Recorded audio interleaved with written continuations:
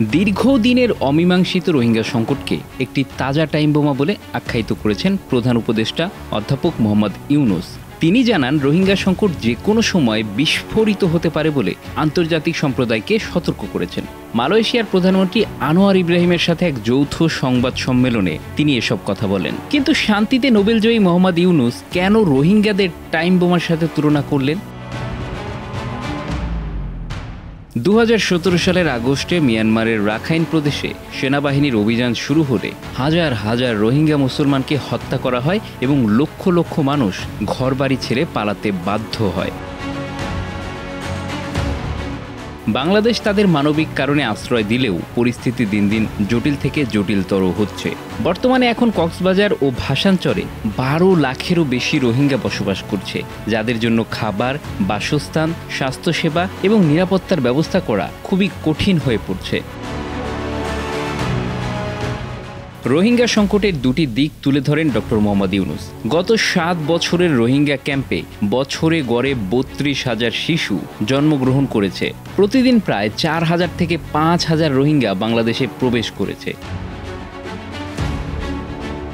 তিনি আরও বলেন, কক্সবাজারে অবস্থিত আশ্রয় শিবিরগুলোতে রোহিঙ্গা তরুণদের একটি পুরো নতুন প্রজন্ম বেড়ে উঠেছে। এটি ক্ষুব্ধ তরুণদের একটি প্রজন্ম, তাদের কোনো ভবিষ্যৎ নেই।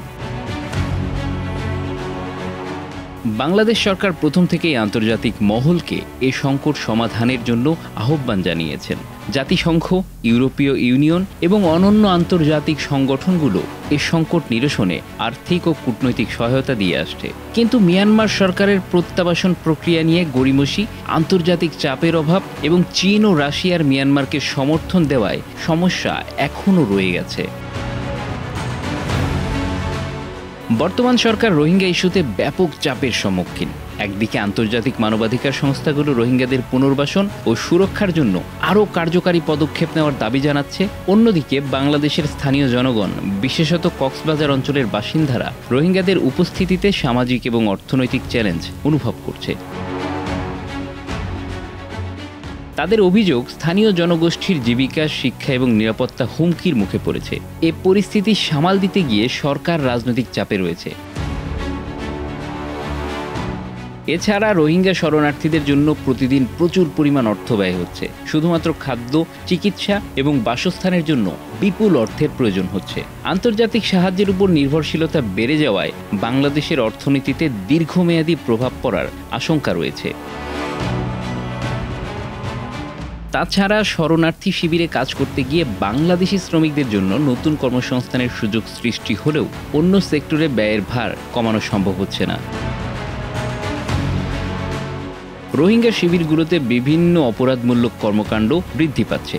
রোহিঙ্গারা দলগত সশস্ত্র অপতৎপরতা, অবৈধ আগ্নেয়াস্ত্রের ব্যবহার, মাদক, মানব পাচার, চাঁদাবাজি, অপহরণ বাণিজ্য ও দোকান দখল থেকে শুরু করে বিভিন্ন অপরাধমূলক কার্যক্রম চালিয়ে যাচ্ছে।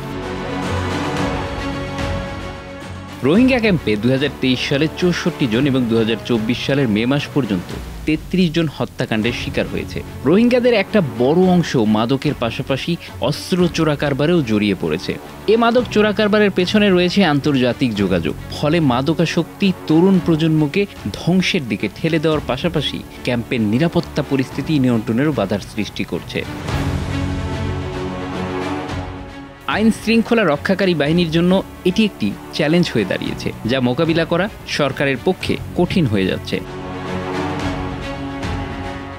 রোহিঙ্গাদের মিয়ানমারে প্রত্যাবাসন প্রসঙ্গে বাংলাদেশ বারবার উদ্যোগ নিয়েছে। আন্তর্জাতিক চুক্তি ও দ্বিপাক্ষিক আলোচনার মাধ্যমে মিয়ানমারের সাথে সমঝোতা করার চেষ্টা করা হলেও মিয়ানমার সরকার কার্যকরী কোনো পদক্ষেপ নেয়নি। প্রত্যাবাসন প্রক্রিয়া বিলম্বিত হওয়ায় সরকারের উপর আন্তর্জাতিক চাপ আরও বেড়ে যাচ্ছে। নতুন সরকারের জন্য এই ইস্যুটি একটি গলার কাটা হয়ে দাঁড়িয়েছে, কারণ তারা রোহিঙ্গাদের দ্রুত মিয়ানমারে ফেরত পাঠাতে চাইলেও মিয়ানমারের অনীহা এবং বৈশ্বিক সমর্থনের ঘাটতি তাদের সংকটে ফেলেছে। Bangla affairs, news desk.